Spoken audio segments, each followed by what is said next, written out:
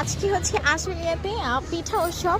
এই যে আমার বান্ধবী, হ্যাঁ, আর আমি তো আমরা আসছি আর কি পিঠা উৎসব দেখার জন্য। আসলে আসলে কলেজে বা স্কুলে কেমন পিঠা উৎসব হয় আগে তো আমাদের হয় নাই, তো এটা দেখতে আসা, উপভোগ করা অনেক ভালো লাগতেছে এই জায়গাটা।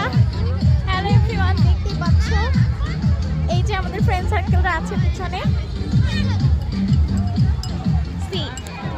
বাচ্চারা কি কি করেছে দেখি, এখন আপাতত কিছু বসায় নাই।